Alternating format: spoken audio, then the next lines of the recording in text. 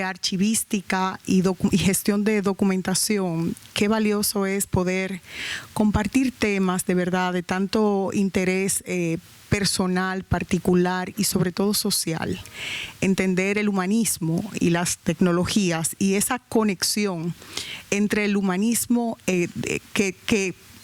esa conexión entre el ser humano y las tecnologías, entenderlo, reflexionar en torno a eso y tener claro cuál debe ser el rol de los archivos, de los gestores de documentación a propósito de este tema. Para mí es un término nuevo, de hecho, hoy fue que estuve así viendo un poquito en qué consiste esa dimensión, ese concepto de humanismo digital, un tema bastante interesante que pienso que debe ser motor de reflexión para cada uno de nosotros, porque ciertamente estamos en un contexto virtual, en un contexto digital, en un contexto de sociedad de la información y sobre todo porque estamos también en un contexto global y en esa dimensión de globalización y de acceso abierto al conocimiento, pues siempre vamos a estar en esa visión de cada vez sistematizar más. Y en ese proceso de sistematización, pues a veces vamos perdiendo la esencia de lo que somos y de lo que debemos promover en este contexto.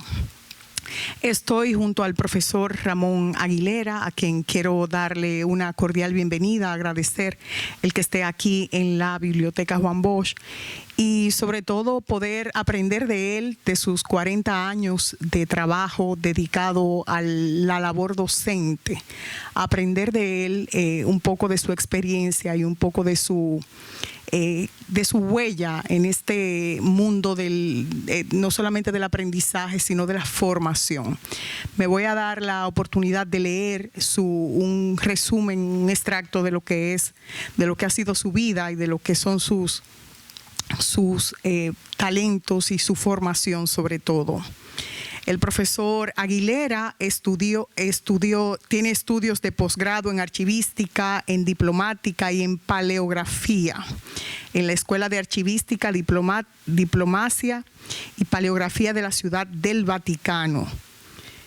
Es colaborador en la organización de varios archivos privados de Europa y de México, en el Archivo General de la Congregación de Misiones Josefinas, sí, muy bien, Josefinas. Archivos de Servicios Escolares del Instituto Cultural Manuel José Ortón. Archivo de la Casa Procura ante la Santa Sede en las Misiones Josefinas en Roma. Sección de Romanos Pontífices del Archivo Secreto del Vaticano. Profesor de archivística en el programa de profesionalización archivística del DDF, coordinador y profesor del primer diplomado en archivística de documentos del Archivo General de la Nación Este y del I-Global de la Fundación Global y asesor de la Oficina de Administración de Correspondencia y Archivo de Concentración de la Dirección General de Administración de la Presidencia de la República. Es coordinador y profesor del curso de Valoración Documental, Instituto de Estudios Históricos Carlos Sigüenza y Gomorra de la Academia de Archivos Históricos de la ACE. Como ustedes ven, tiene una vasta experiencia, ya ustedes lo conocen, para mí lo estoy conociendo hoy y bueno, y esperamos enriquecernos con sus conocimientos y con su experiencia. Bienvenido, profesor. Pues muchas gracias y sobre todo por tener la oportunidad de estar en un lugar como estos. Siempre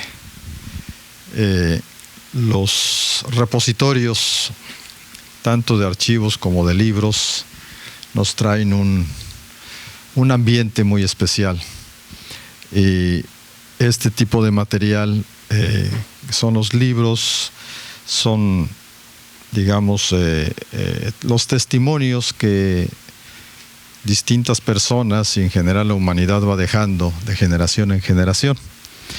Ahorita, antes de iniciar, se me viene en mente, y ahorita que platicábamos, unas palabras, unas frases que usaban los antiguos mexicanos, que en el idioma propio, que es el mexica, cuando se les preguntó en el encuentro de culturas a los sabios nativos de cuál era el concepto o cuál era la definición, por decirlo así, digamos, de trascendencia. Hablando un poquito en el aspecto religioso, pues sería la forma de resucitar, digamos, ¿no? La forma de trascendencia del ser humano. Y precisamente los sabios mexicas decían en el idioma propio, decían Incuicatl Inxochitl, que quiere decir en la poesía y en el canto. Así es como trasciende el ser humano. Entonces, estar entre libros es una manera de precisamente ser testigos de la trascendencia de la humanidad. Entonces, por eso es agradable estar en este ambiente. Bueno, pasando al tema que nos ocupa,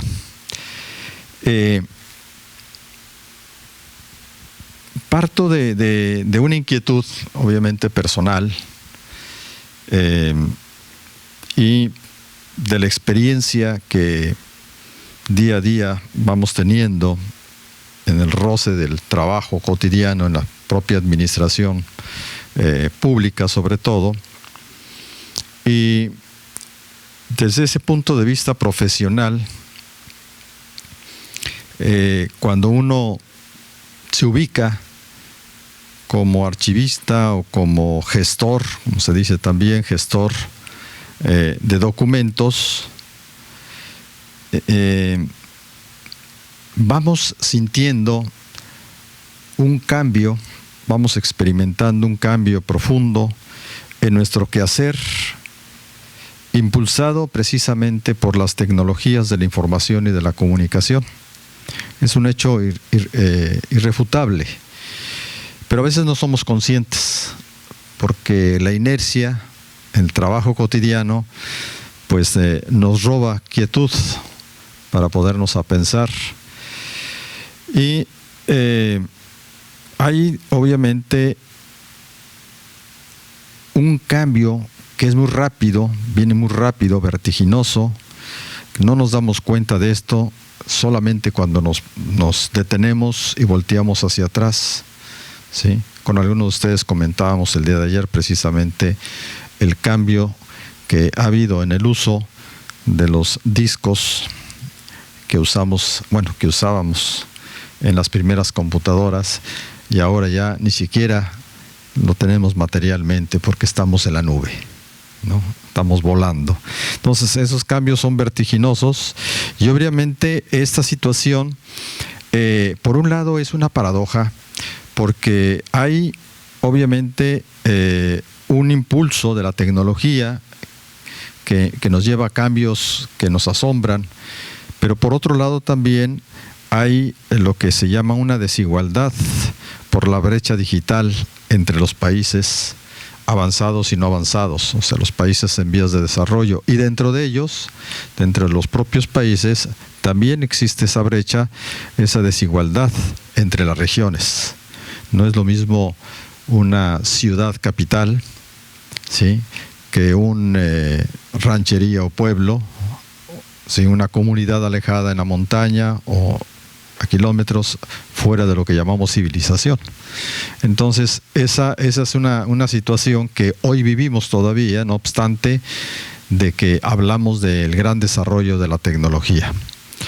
Bueno, vamos caminando hacia un nuevo ecosistema donde lo virtual, arropado obviamente por el lenguaje digital, viene desplazando lo que llamamos analógico, la parte analógica. Y el llamado apagón analógico se ha realizado en muchos países, sobre todo en el campo de las telecomunicaciones. ¿Sí? Y seguramente llegará a las administraciones públicas con el uso cada vez más profundo de los documentos electrónicos, sustituyendo o al menos conviviendo con lo que llamamos papel. Entonces, esa es una realidad que tenemos que tomar en cuenta. Y en este entorno, con el uso intensivo de las tecnologías, de la información, surgen una serie de interrogantes que impactan nuestra vida cotidiana, sobre todo en la parte más íntima relacionada con la existencia humana. ¿Sí? El ser profundo de lo que somos y de lo que queremos seguir siendo. Y ese es un reto que tenemos como humanidad. Desde esta perspectiva, me gustaría entonces tocar con ustedes 3 puntos que tienen que ver, ¿sí?, con esto que llamamos humanismo digital, o queremos llamarle humanismo digital como una reflexión, viendo primero lo humano, qué significa lo humano, qué significa la tecnología, qué significa ser humano en la era de la inteligencia artificial, y luego los retos del trabajo archivístico como profesión humana en el ámbito de las tecnologías de la información. Entonces, veamos un primer acercamiento sobre este binomio humano-tecnología. Lo primero, siempre como historiador, los historiadores tendemos siempre a irnos hacia atrás, a tratar de explicar las cosas, cómo sucedieron. ¿Sí? Bueno, un poco con esa tendencia, siempre me gusta tratar de entender las palabras que estamos usando. Y en este sentido, me remito al término etimológico de humano. ¿Qué quiere decir humano?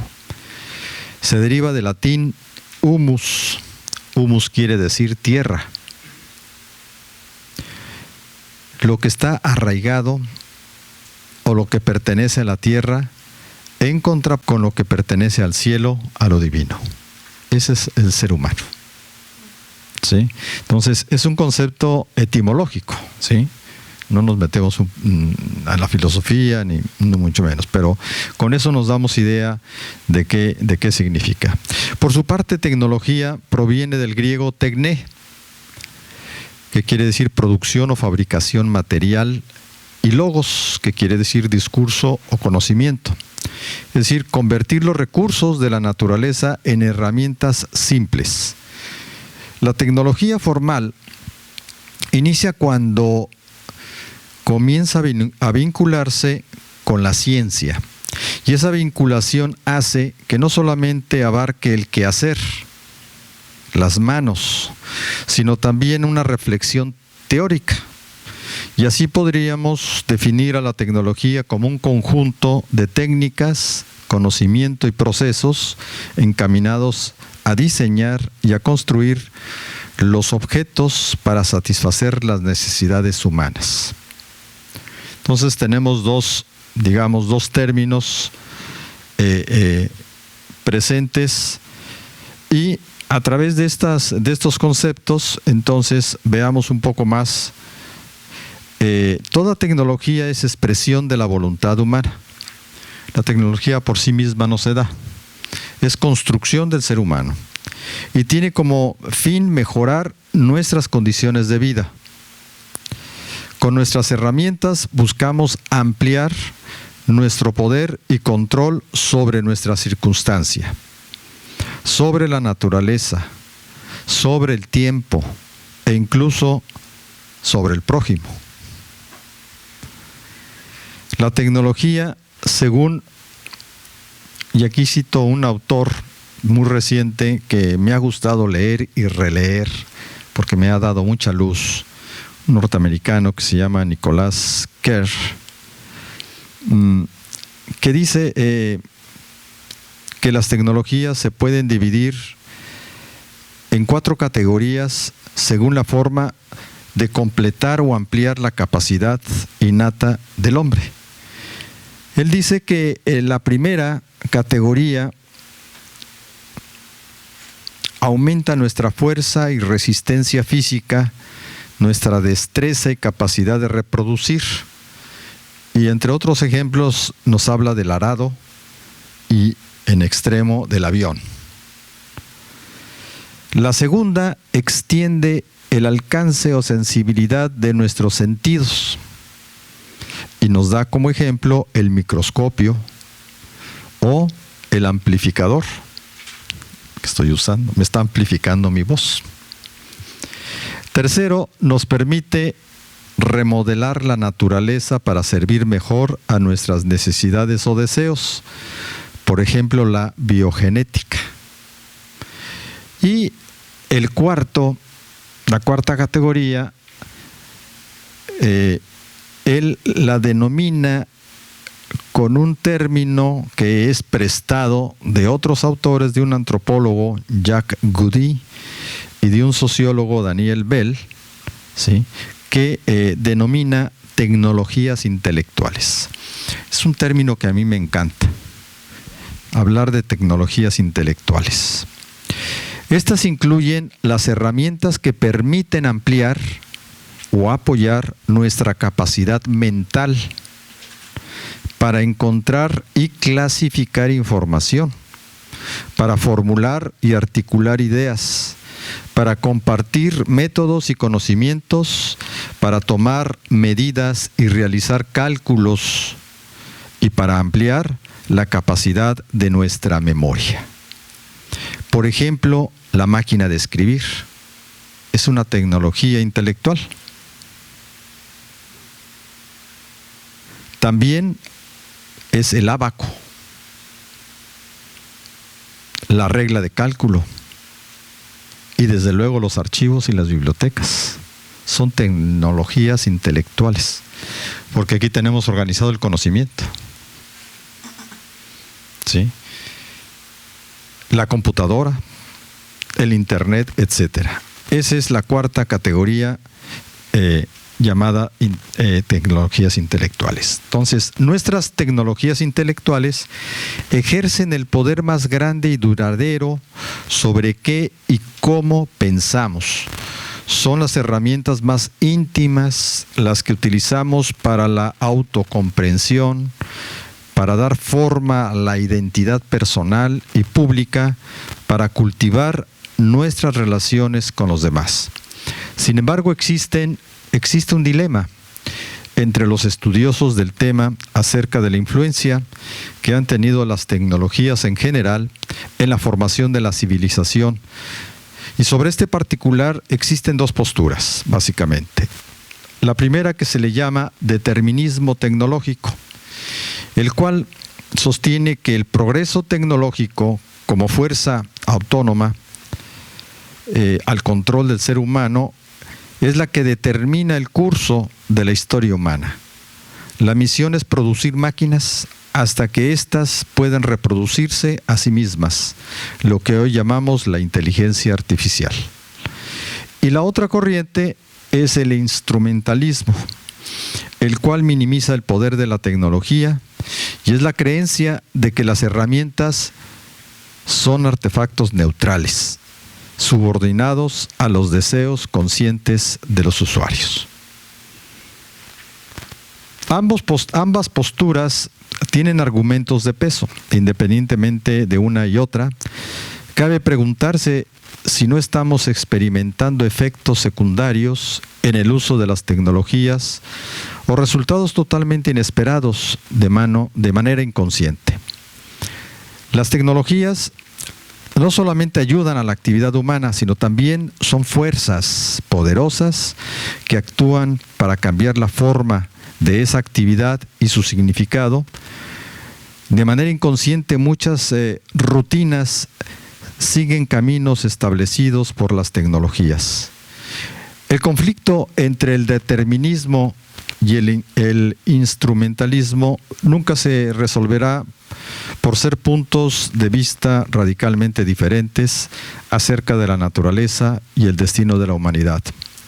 De hecho, podemos citar una serie de líderes de pensamiento que han llamado la atención sobre esta particular, y les pongo el caso de algunos de ustedes, seguramente los han escuchado: Giovanni Sartori, con su Homo sapiens contra Homo pidens, donde subraya la manipulación de las personas por medio de los medios de comunicación, o el propio Nicolás Kerr, que acabo de citar, que sostiene que el Internet promueve mentes superficiales, o el famoso Marshall McLuhan, que en su Comprender entiende los medios de comunicación como las extensiones del ser humano, señalando el riesgo que existe al ser mal usadas.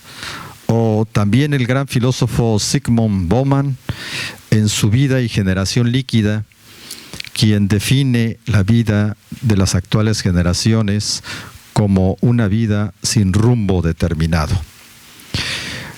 La transformación de la era 3.0, para hablar con propiedad tecnológica, ha promovido momentos de solidaridad a través de las redes sociales ante fenómenos naturales, donde se pueden vislumbrar rasgos de humanidad, como la solidaridad estimulada por acontecimientos adversos a la comunidad. Sin embargo, también las redes sociales facilitan prácticas de aislamiento, separación, exclusión, tensión y conflictividad. Lo que sí queda claro es la influencia de la tecnología en la vida cotidiana de las personas. Por ejemplo, veamos la tecnología de la escritura y su influencia en nuestros circuitos neuronales. De manera especial, ¿qué influencia puede tener las tecnologías intelectuales en nuestro cerebro desde la perspectiva de la neurociencia? Existe una interacción entre las tecnologías y nuestra mente. Las tecnologías a través de la historia han influido en cómo encontramos, almacenamos e interpretamos la información, en cómo dirigimos nuestros sentidos, cómo recordamos o cómo olvidamos.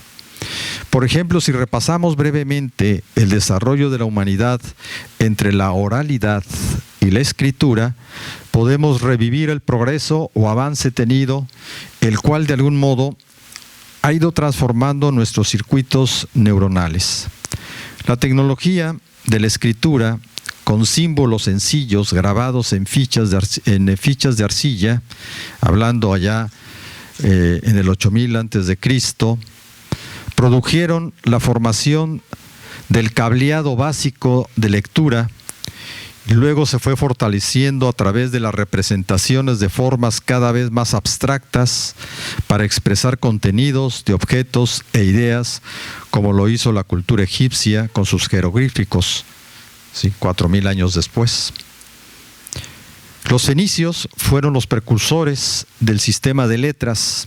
Posteriormente los griegos, hacia el 750 a.C., inventaron el primer alfabeto fonético completo para incluir sonidos de vocales y consonantes. Los sonidos o fonemas fueron representados en 24 caracteres eficientes para la escritura y la lectura. La llegada de la escritura cambió la cultura oral por la literaria. Cambio trascendental de la historia intelectual, porque este cambio lo reseñaba Sócrates cuando decía en los primeros usos de la escritura, y es una frase muy profunda, como buen filósofo que era. Fíjense, decía: se invoca la memoria no desde sí mismo, sino a través de marcas exteriores. ¿Sí? Otro cambio que vino a influir en nuestros circuitos neuronales fue el soporte utilizado para la escritura. Primero, en cualquier objeto, una piedra, cortezas, fragmentos de hueso, etc. Luego en tablillas de arcilla, frágiles y difíciles de transportar. Hacia el 2500 a.C., los egipcios fabricaron de la planta del papiro una superficie plana y lisa que pegaban una tras otra hasta formar largos rollos, flexibles, portátiles y fáciles de almacenar. Con el tiempo, los griegos y los romanos sustituyeron el papiro por pergamino de cuero de cabra y oveja, y últimamente se ha descubierto que incluso de ardillas, ¿sí? Por el estudio del ADN de los pergaminos, para que vean que la tecnología, bueno, ayuda hasta esto, ¿no? Entonces, obviamente, estos rollos eran más caros por la lejanía del papiro y por el proceso lento y laborioso del cuero, ¿no?, en la confección. De ahí se pasó al uso de la tablilla de cera, que se reinscribía e inspiraba a la aparición del incipiente formato de libro, hasta llegar al papel, como lo conocemos hoy en día, y al cual llamamos objeto analógico, y igualmente va siendo desplazado hacia el objeto digital. En la forma de escribir prevaleció primero la oralidad y la lectura en voz alta, que daba como resultado la escritura continua. Y ya lo vimos un poco en la diplomática, que no había puntos ni comas, sino que se escribía corrido porque se escribía como se hablaba, tal cual. Entonces, por esa razón, esa escritura continua la encontramos en los manuscritos antiguos, sin espacios, sin comas, porque reflejaba la forma de hablar y leer en voz alta. Y eso traía mucho esfuerzo de los ojos y de la mente, que está todo pegado. Al comenzar el segundo milenio, se establecen las normas para ordenar las palabras con separación y puntuación. Y lo anterior, aunado a la lectura en silencio, aliviará la tensión cognitiva, promoviendo la lectura rápida, serena y con mayor comprensión.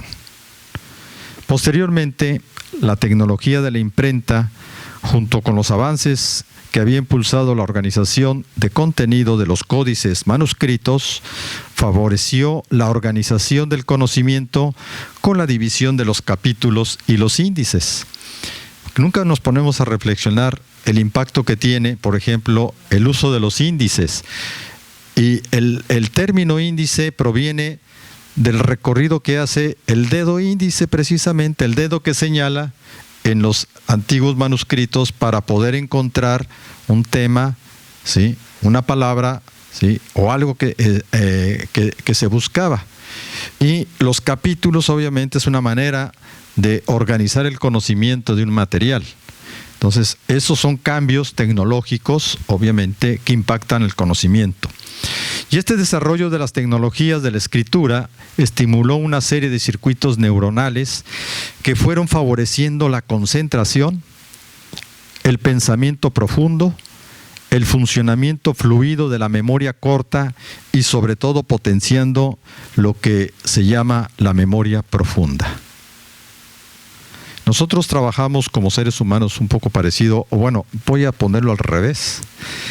Las máquinas, que llamamos computadoras, trabajan muy parecido a como trabajamos nosotros. Nosotros tenemos una memoria RAM,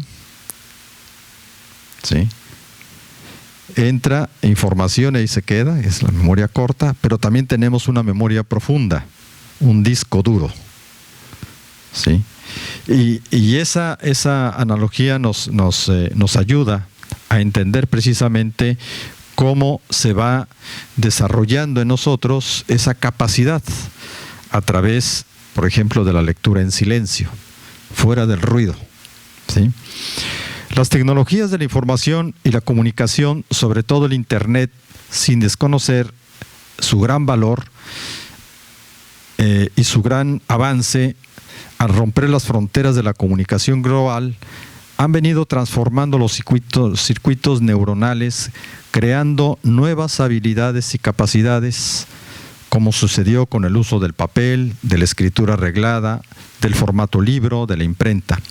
Sin embargo, la apuesta existencial para nosotros, en este momento que vivimos, es desarrollar y apropiarnos de estas nuevas capacidades intelectuales y del comportamiento, a cambio de perder otras, o mejor dicho, de atrofiar otras.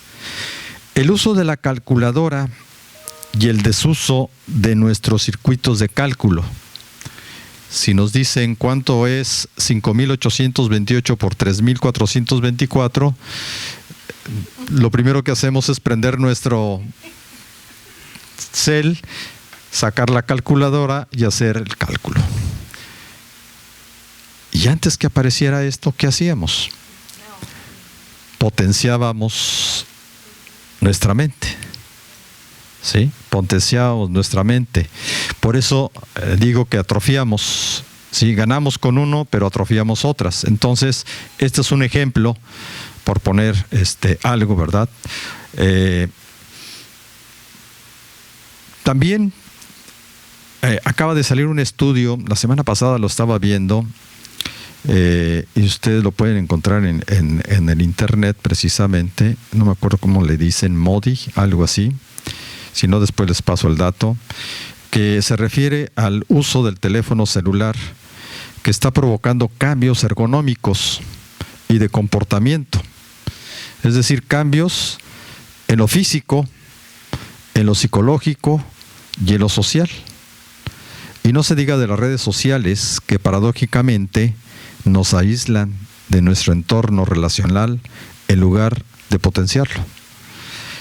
No sé aquí, pero en mi país, cuando llega a un restaurante, ¿sí?, puede uno encontrar una familia sentada alrededor de una mesa y cada quien con su teléfono. Entonces yo les digo un poco en broma, bueno, es que se están mensajeando por el WhatsApp, se están comunicando. Entonces eso va perdiendo la capacidad del habla, de la expresión, de la relación, del afecto, porque todo lo hacemos a través de una extensión que no es nuestra, externa, ¿sí? No es lo mismo decir hola que mandarte una manita, ¿sí? E incluso estamos perdiendo la capacidad de expresión escrita, porque todo lo manejamos ahora con no jeroglíficos, pero sí estamos llegando otra vez al manejo de los símbolos, ¿no? Ya con una manita ya decimos mucho, interpretamos decir mucho, ¿no? Entonces, esta es una realidad, pues, que estamos viviendo. Entonces, estas líneas no es otra cosa sino un llamado a reflexionar en lo importante que es preservar la esencia del humano en el desarrollo de la tecnología. Es decir, no estamos en contra de la tecnología, sino que estamos a favor de la gobernanza del ser humano sobre la tecnología, que es diferente, ¿sí? Bueno, aquí entonces me vinculo con el otro tema, que es la inteligencia artificial.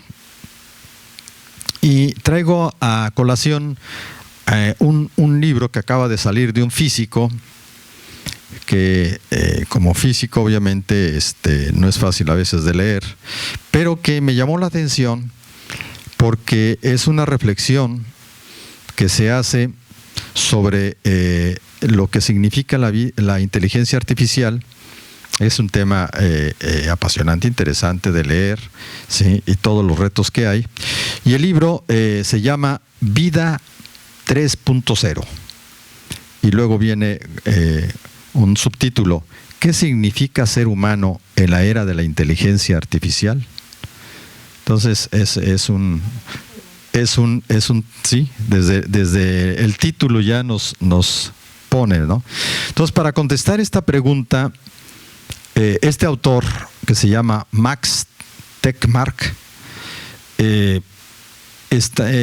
propone un esquema para dividir la vida en este planeta, ¿sí? Para dividir la vida en este planeta. Entonces, este esquema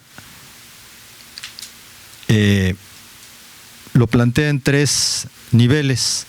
La vida 1.0 es la evolución biológica la incapacidad para rediseñar el software y el hardware. La vida 2.0 es la evolución cultural, en donde está la capacidad de rediseñar buena parte de su software y podemos aprender nuevas habilidades complejas. Y la vida 3.0 es la evolución tecnológica. Aún no existe en la Tierra, puede rediseñar drásticamente no solo su software, sino también su hardware, en lugar de que éste evolucione de forma gradual a lo largo de las generaciones. Entonces, esto es lo que plantea este autor. Sin duda, vamos caminando hacia el desarrollo de la inteligencia artificial y es más, hacia el desarrollo de lo que los estudiosos llaman la inteligencia sobrehumana. Precisemos un poco estos términos. La inteligencia se entiende como la capacidad de alcanzar objetivos complejos. La inteligencia artificial es la inteligencia no biológica. Se define como la capacidad de realizar cualquier tarea cognitiva al menos igual a la de los humanos. Y la superinteligencia es la inteligencia general muy superior a la humana. Al respecto, dice este autor, Tekmark, hay una serie de verdades que debemos tener en cuenta. Primero, no sabemos cuándo llegará la superinteligencia. Segundo, es un tema que ciertamente ocupa a muchos investigadores. Tercero, la principal inquietud es que la inteligencia artificial tenga objetivos no alineados a los nuestros, que sea mal orientada, ya que no necesita un cuerpo, sino basta una conexión a Internet. Cuarto, sin duda, el control de las cosas está en la inteligencia. Y quinto, faltan varias décadas para que la inteligencia artificial o la inteligencia sobrehumana llegue a su pleno desarrollo y mientras tanto, dice él, debemos ocupar ese tiempo para que sea segura y benéfica. Todo lo que nos gusta de las civilizaciones es producto de la inteligencia humana, por lo que si podemos amplificarla mediante una superinteligencia, obviamente se abrirá ante nosotros la posibilidad de hacer que la vida sea aún mejor. El avance de la inteligencia artificial y de la superinteligencia debe ser visto como una oportunidad para mejorar nuestras vidas, no para aniquilarlas. El uso racional de las herramientas tecnológicas que creamos depende de nosotros, porque esto es lo que nos hace humanos, ¿sí? Ahora pasemos a un tercer elemento de reflexión que tiene que ver precisamente con el reto del trabajo archivístico en el ambiente que vivimos de las tecnologías de la información. Las tecnologías de la información han provocado una enorme masa de datos. Hoy en día esto se llama tsunami de datos. Estamos bombardeados de datos, no de información. Estoy hablando de datos, ¿sí?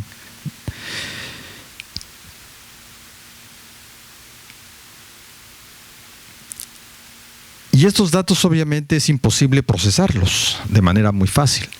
Por eso, dentro de los desarrollos tecnológicos y de las tendencias también, como se les llama, ha nacido el concepto del Big Data, entendido como un término evolutivo que describe cualquier cantidad voluminosa de datos estructurados, semiestructurados y no estructurados, que tiene el potencial de ser extraídos para obtener información, que eso es lo que nos interesaría. La transición del documento papel al documento electrónico en las administraciones públicas es una tarea compleja que requiere de un cambio de cultura. No solamente es un problema técnico, además es un proceso que debe ser acompañado por la metodología archivística, ya sea en la simple automatización o en un sistema de gestión de documentos electrónicos. Es decir, la metodología y la tecnología deben de ir de la mano.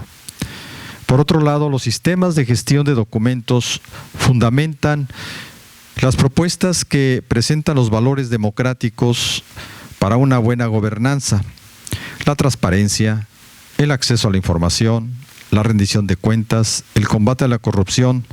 Todos ellos se nutren de la información que está en los archivos y se comparten a través de las tecnologías actuales. Ahora, por ejemplo, hablamos de los formatos abiertos promovidos por el movimiento Open Data, ¿sí? Archivos abiertos. Las tecnologías de la información nos ponen serios retos a los archivistas, pero en nuestra profesión, aún con el uso de la tecnología, tenemos que seguir utilizando herramientas mentales, como la clasificación. Quiero ver una máquina que haga la clasificación. ¿Sí? Clasificación. La descripción. El uso de instrumentos cognoscitivos como la hermenéutica en la valoración. Y saber combinar el avance tecnológico en beneficio de nuestra memoria colectiva y social, aplicando la preservación a largo plazo como una extensión de la memoria profunda de largo plazo del ser humano. Entonces, la tecnología no nos exime de el desarrollo de nuestras capacidades mentales, porque no va a haber quien lo sustituya. Yo a veces me he puesto a discutir con algunos colegas cuando dicen, es que la tecnología nos va a ayudar, por ejemplo, para valorar. Es muy fácil decirle a la máquina que se tire y que no se tira, que se guarda, que no se guarda. Y entonces yo le digo, bueno, la valoración realmente no es para eso. La valoración nos va a exigir en cada momento, ¿sí?, del proceso archivístico la reflexión. Y por eso hablamos de un instrumento cognoscitivo como la hermenéutica, que nos ayuda precisamente a ir decidiendo con argumentos, con conocimiento, qué es lo que debe de conservarse como patrimonio.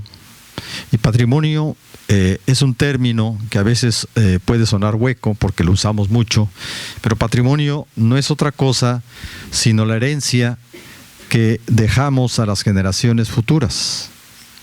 Ese es patrimonio. Entonces, cuando hablamos de patrimonio documental, de manera genérica, estamos hablando, ¿sí?, de esa herencia y de esa responsabilidad que tenemos las generaciones actuales hacia las futuras, aunque no las conozcamos. Y esto no es vano decirlo, porque si tenemos información, si tenemos documentos, si tenemos archivos, si tenemos bibliotecas, es gracias a las generaciones pasadas que tuvieron esa visión de futuro, que a lo mejor nosotros con la tecnología podemos perder. ¿Sí?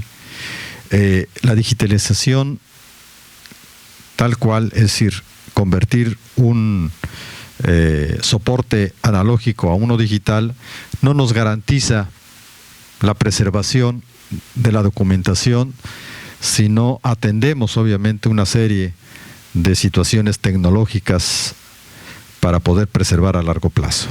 O sea, no está garantizado. Y esa es una responsabilidad que tenemos hoy en día para las futuras generaciones. Es importante, y por eso hay movimientos que buscan dejar la huella o un pedacito de huella de la humanidad, como es el caso de aquella bóveda allá en Tierras Frías, en donde se están haciendo estas burbujas o ampolletas, o como quieran llamarle, del tiempo, ¿no? Muestras de todo lo que la humanidad ha hecho, incluyendo los documentos. Bueno, esa es la situación y el miedo que hay hoy en día frente también a esto que es el avance al mismo tiempo del hombre. Bueno, un poco tratando de concluir estas ideas. La inteligencia artificial es una emulación del intelecto humano. Entre menos actividades asumamos por nosotros mismos mayor atrofia de nuestras capacidades normales. Quizás estimulemos otras desconocidas. Yo me pregunto, ¿verdad? O más bien admiro, porque yo no la tengo esa capacidad, admiro a los jóvenes el uso del dedo. ¿Será porque a mí me tocó todavía aprender a escribir a máquina y me enseñaron a mover todos los dedos? Pero mover un dedo con una velocidad tal para escribir me admira, pero los demás dedos se están atrofiando. Y en ese estudio que yo les mencionaba, que incluso salieron unas aproximaciones de cómo podría ser el ser humano en el futuro, aparece el dedo ya alargado como el AT, ¿no? Go home, ¿sí? El dedo largo, porque se está estimulando obviamente con el movimiento, y estos pues van perdiendo, se van haciendo rígidos, ¿sí? Y entonces es y otra cosa, piensen ustedes, porque es una cuestión que lo siente y lo vive uno. Cuando uno está pegado al teléfono, generalmente tiene una actitud ergonómica de agachar la cabeza, y agachar la cabeza hace que se vaya poniendo duro la parte de atrás, el tendón, los tendones, y de repente dice, ¿por qué me duele? Estoy cansado, he hecho mucho trabajo. No es nada que la posición. Entonces, esta posición obviamente, sí, a la larga, pues va haciendo cambios, querámoslo o no. Y así podemos ir analizando esta situación de las atrofias o de los cambios, ¿sí? Que nos va dando la tecnología, ¿no? Entonces, hay estímulos de unos y hay atrofias de otros. Pero hay una cosa importante que no podemos nosotros dejar, independientemente de estas atrofias o no, que no podemos dejar ir la esencia ontológica y la esencia axiológica de nuestro ser, como es la capacidad de ser pensantes, la capacidad, como decían los griegos, de admiración. Somos ya tan rutinarios que no nos llama la atención una puesta de sol. Ya no nos fijamos en esos detalles en donde se admira uno el cielo rojizo, ¿sí? Por ejemplo. Entonces, esa capacidad de admiración se va perdiendo. Obviamente, desde el punto de vista de valores éticos, la capacidad de la solidaridad, ¿sí? Otra cosa es que la queramos extender a través de herramientas o prótesis intelectuales. El humano sigue expandiendo su inteligencia a través de las herramientas digitales porque no deja de seguir buscando, de saber quién es y de dónde viene. No deja de ser creador y dominador del entorno en el que vive para bien o para mal del mismo ecosistema. El lenguaje binario es una invención del ser humano y ha proyectado un cambio profundo que nos lleva de la realidad palpable, analógica, a una digital que no se toca y solo se ve a través de una máquina. La era digital estimula otras habilidades y capacidades, no sabemos si convenientes o no convenientes, pero que no deberían dejar de seguir siendo humanas. Es decir, para el bien de la humanidad, desde una perspectiva de la ética tecnológica. No podemos dejar de ser humanos en la invención y uso de la tecnología. Tenemos que buscar el toque humano. Humanismo digital es usar en la era 3.0, o como dicen los economistas, en la industria 4.0, la cuarta revolución industrial, la tecnología desarrollada de manera racional. El ser humano sigue produciendo ciencia y tecnología para beneficio de sí mismo y no para su exterminio. Con este término fuerte, no solamente me refiero a la extinción total de la humanidad, sino a la pérdida de capacidades profundas que nos hacen ser únicos como seres humanos. Pensar profundo, comunicarnos con nuestra voz, con nuestra piel, con nuestros ojos, con nuestros sentidos. Termino con 2 preguntas. ¿Queremos ser alguien que interrumpe todas sus conversaciones para mirar su móvil o celular? ¿O alguien que se siente capaz de usar la tecnología de forma planificada y consciente? ¿Queremos ser dueños de la tecnología o que la tecnología se adueñe de nosotros? Creemos de crear juntos un futuro que nos ilusione, pues en la era digital aún debemos seguir siendo humanos. Gracias.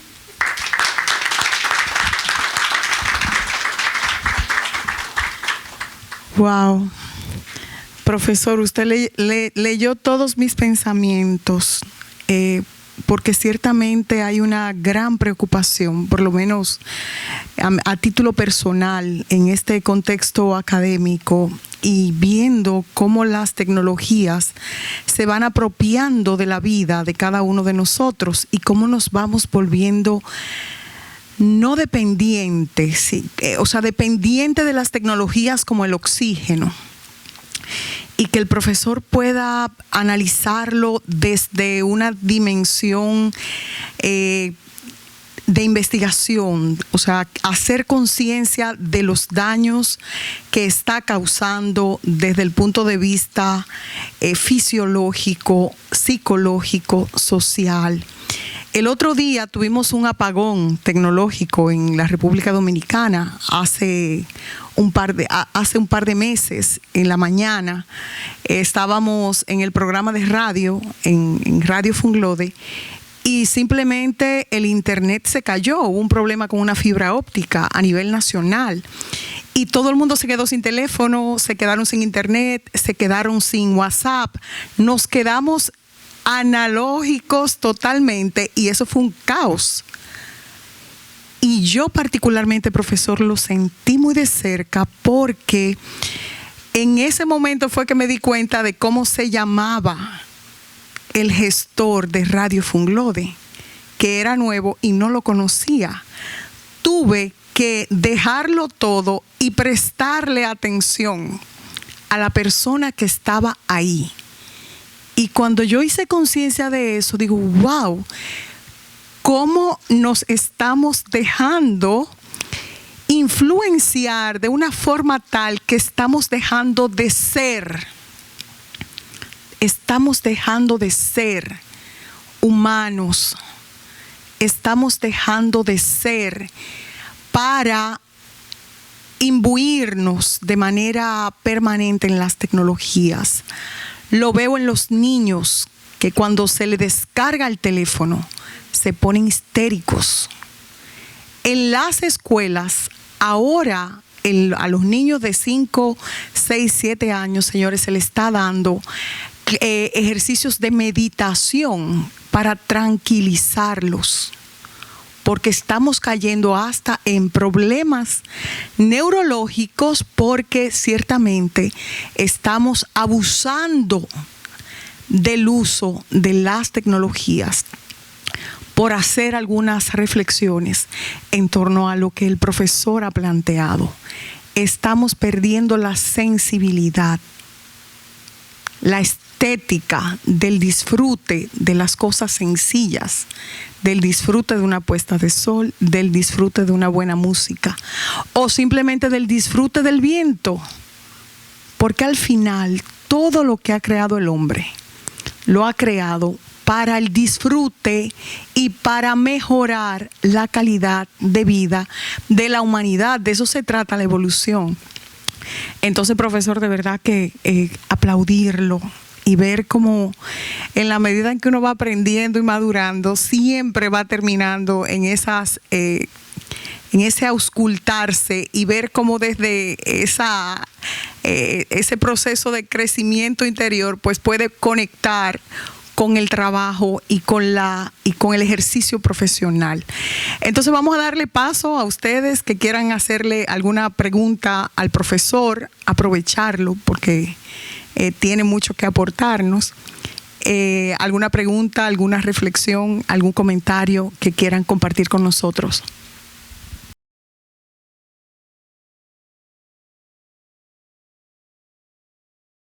Hola, buenas tardes y muchas gracias por su tiempo y por este espacio y por sus palabras y su conocimiento que ya hemos recibido, ¿verdad?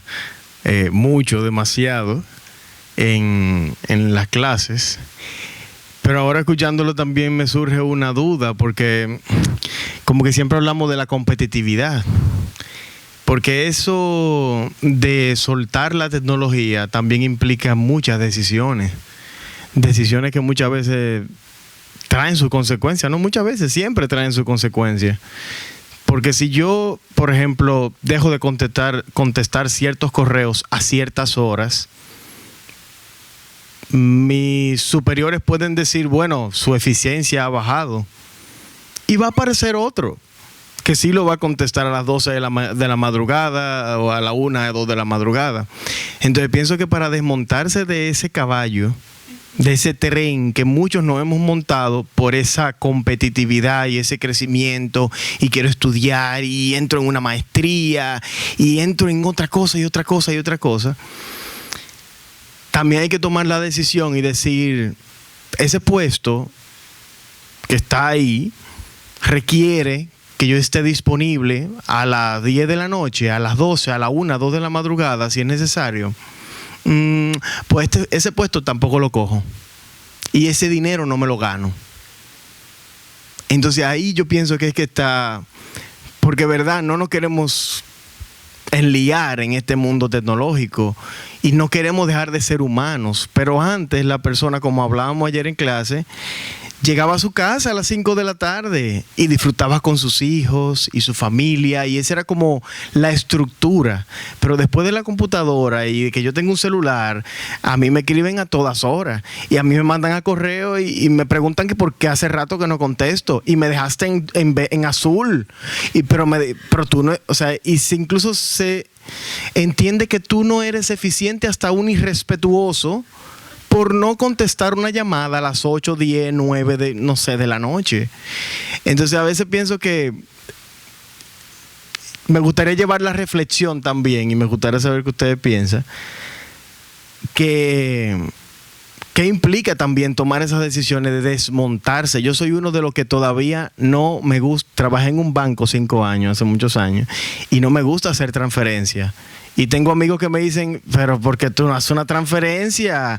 Entra en el internet banking, pero muchacho, eso tú te puedes ahorrar.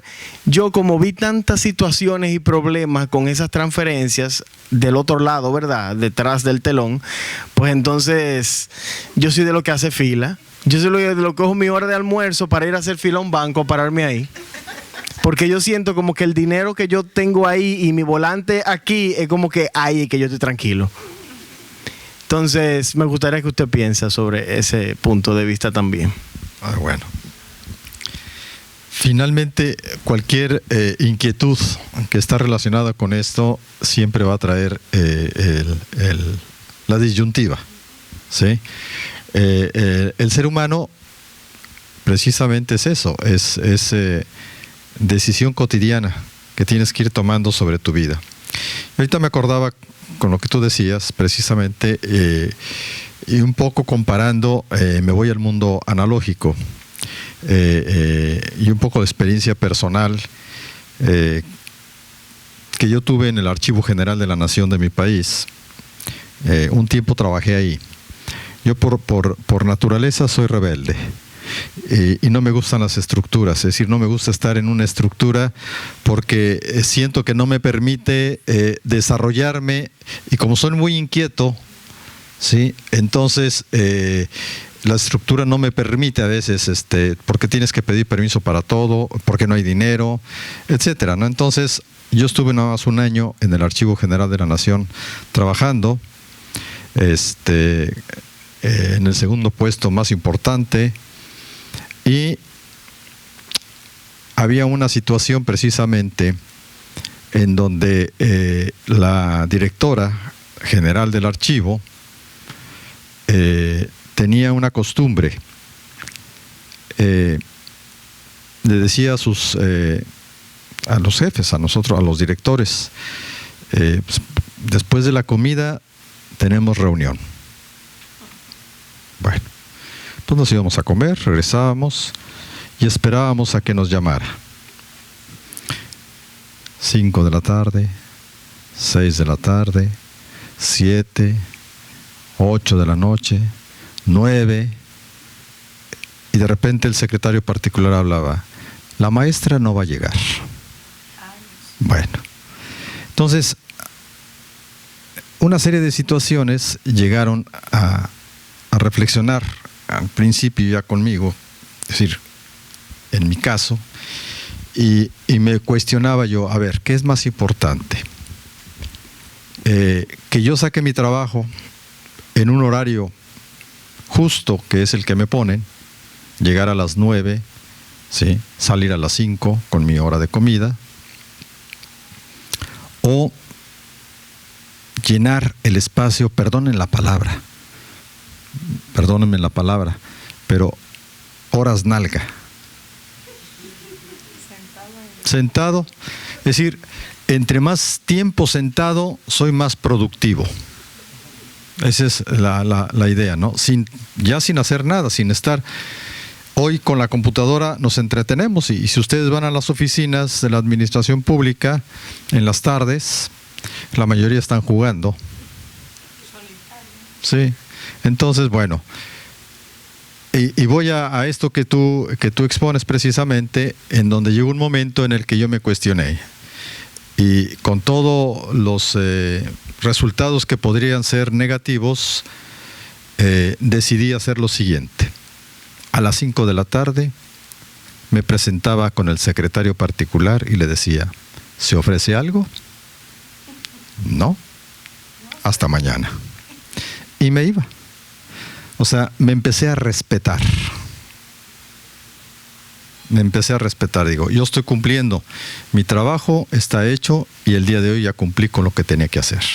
No tengo más que hacer, ¿por qué voy a perder tiempo aquí? Mejor voy a disfrutar, como decías, la familia, ¿no? Y yo me iba. Entonces, yo creo que la situación siempre va a ser de decisiones en la vida. Y si bien la tecnología nos facilita muchas cosas, yo desde aquí puedo dirigir la escuela a la que pertenezco. De aquí doy órdenes, me mando, todo muy bien, sí. Y a lo mejor, como tú dices, a deshoras, porque estoy en un horario diferente al de mi país incluso, ¿no? Pero bueno, son situaciones que se dan. Pero ya esclavizarse a una situación como esas, de tener que contestar a las 12, a las 8, forzosamente, yo creo que son cuestiones de decisión de la vida, ¿no? ¿Qué es lo más importante para mí? Ser, ¿sí? Ser, que es una palabra importantísima para la humanidad, es ser, ¿sí? O hacer. Es decir, la disyuntiva siempre va a estar ahí entre el quehacer o el hacer. Y desde mi punto de vista, quizás mi formación humanística, ¿sí?, me lleva siempre a tratar de buscar la profundidad del ser. Por eso esta palabra de ontología, de axiología, me llenan, me dicen mucho, porque los valores del ser humano, ¿sí?, son los más importantes que desarrollar. Es más importante sonreírle al hijo, sonreírle a la esposa, sonreírle al amigo, incluso entre las copas, no entre los celulares, ¿sí?, que estar aislado con el teléfono o esclavizado en el trabajo a deshoras. Yo les comentaba precisamente ayer que, bueno, en la Ciudad de México, les digo porque estoy fuera, pero en la Ciudad de México yo a las 6 de la tarde apago mi teléfono. O sea, se cerró la oficina, ya no contesto. Entonces, ustedes deben de sentir, o sea, el cansancio de la mano, de tener el teléfono todo el día, constantemente, hasta ya es tensión. Y dejen el teléfono un tiempecito y van a ver que la mano hasta descansa, ¿no? Entonces, yo creo que es un reto para cualquier ser humano el poder tomar decisiones, obviamente, en la vida, y sin dejar de apropiarse, digamos, de las tecnologías, que es diferente, ¿sí? También hay que darse a respetar en el trabajo. Y que entiendan los jefes que también tienen sus límites. O sea, no, una cosa es que uno se contrate, se venda para un trabajo, y otra cosa ser esclavo. Son dos cosas diferentes. Entonces yo creo que nosotros tenemos que empezar a poner límites también, y poco a poco la gente lo tendrá que entender. O sea, uno no está disponible todo el día para, digamos, en el ámbito del trabajo, sino que hay sus límites, siempre y cuando obviamente uno cumpla con sus deberes, ¿sí? Fuera de eso, yo creo que no tenemos obligación de ir más allá. Entonces yo creo que prevalece siempre el tratar de ser humano, ¿sí? Prevalece siempre el tratar de ser uno mismo ante las herramientas, ¿sí? Y vaya que son útiles, pero no debemos esclavizarnos ante ellas, ¿sí? Entonces yo creo que es un poder de decisión muy personal, pero tienes que tener digamos, los insumos, como en la valoración archivística, ¿sí? Tienes que tener los insumos para tomar la decisión. ¿Hasta dónde? Es decir, es importante tener o ser. Y a veces, para mí, ¿verdad? Son los valores que cada quien pueda ir teniendo. Para mí es más importante ser. A veces no tanto es el tener. Nadie duda que el dinero ayuda y debemos comer, pero con dignidad. Y dignidad quiere decir humanidad. No hay de otra. Entonces sí, es una situación de disyuntiva y hay que tomar decisiones.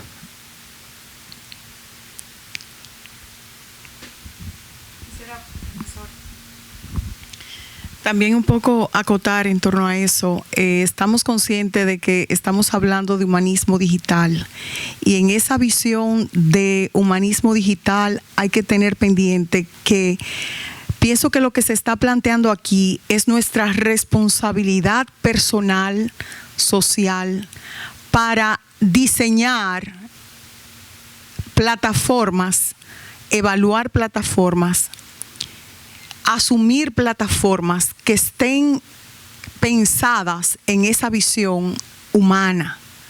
Pienso que también ahí hay un trasfondo.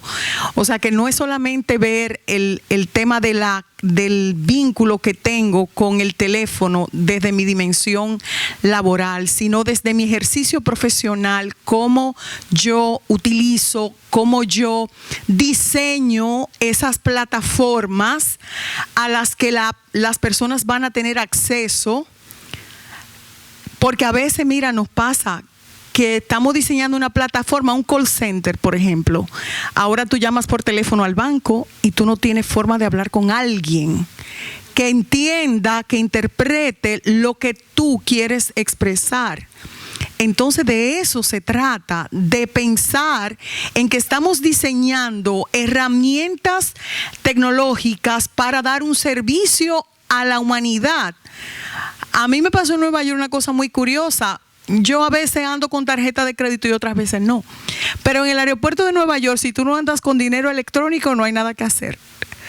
Porque las maletas están en un sistema automatizado, y si tú no tienes cambio para ponerle a la máquina que te va a dar la tarjeta para tú poder procesar tu envío de equipaje, simplemente estás frito.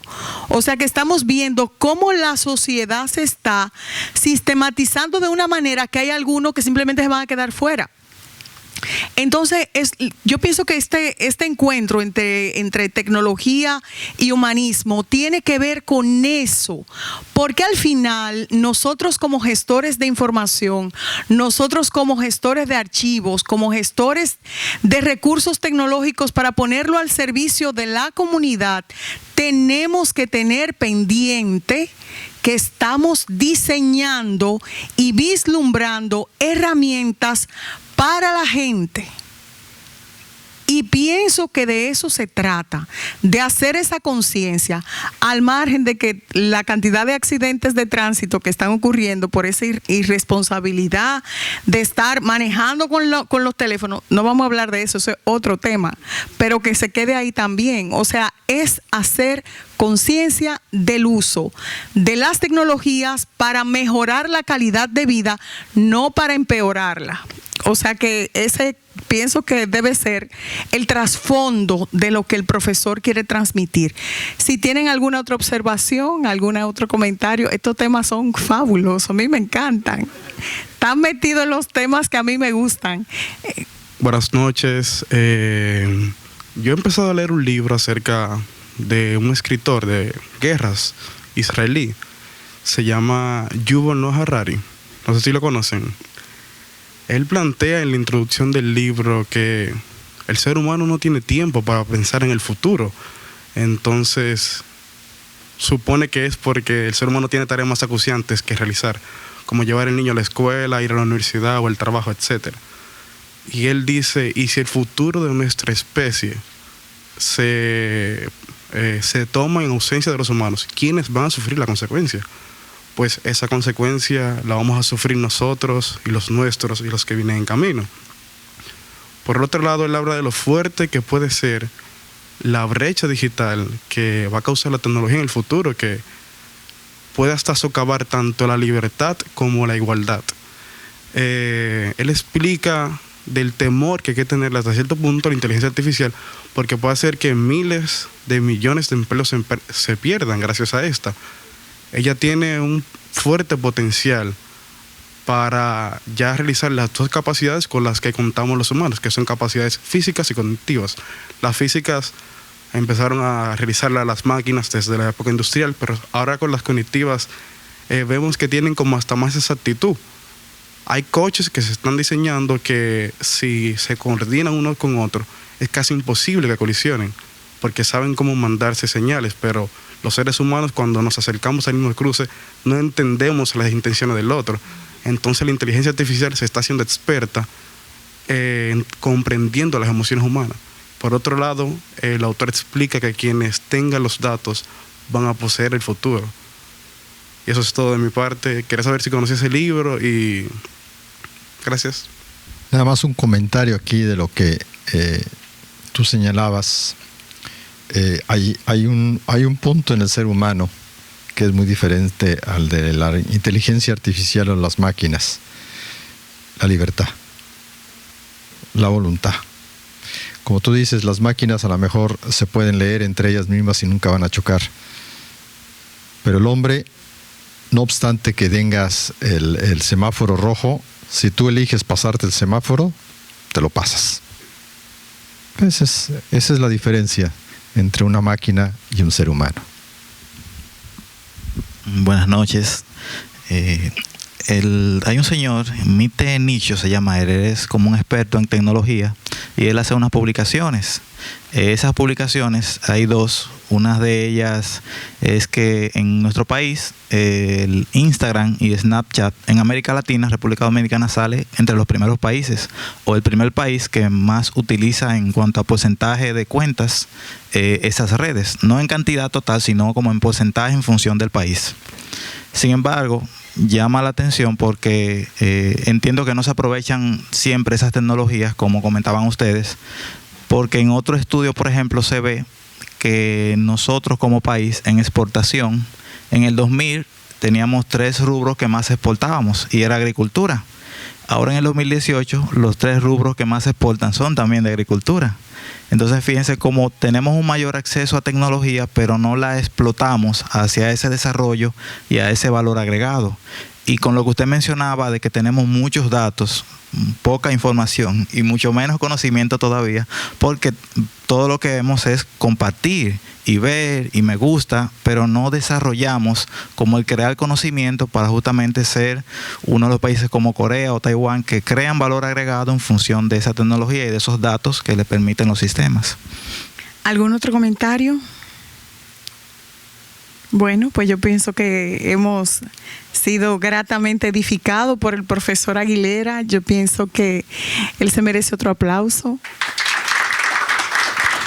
Porque mire, profesor, que con este calor, nosotros haber disfrutado este conversatorio, yo creo que a usted hay que darle un reconocimiento. Señores, nada, simplemente agradecerles el que hayan estado aquí y que hayan aportado sus comentarios que enriquecen siempre estas reflexiones, porque de lo que se trata es de compartir ideas y aprendizajes y interactuar y poder crecer simultáneamente. Nada, despedirlos y agradecer este encuentro con el profesor Ramón Aguilera, agradecer esa visión filosófica de la vida y de cómo se pone en contexto con el quehacer de nosotros como documentalistas, como archivistas. Pues nada, simplemente agradecerles el que hayan estado aquí. Para mí de verdad que fue un gran privilegio, profesor, haber compartido este conversatorio a propósito del humanismo y las tecnologías y de las humanismo digital. Nada, un término nuevo que aprendemos y que esperamos poner en marcha en nuestro quehacer diario. Sin más nada, pues nos vemos en una próxima ocasión.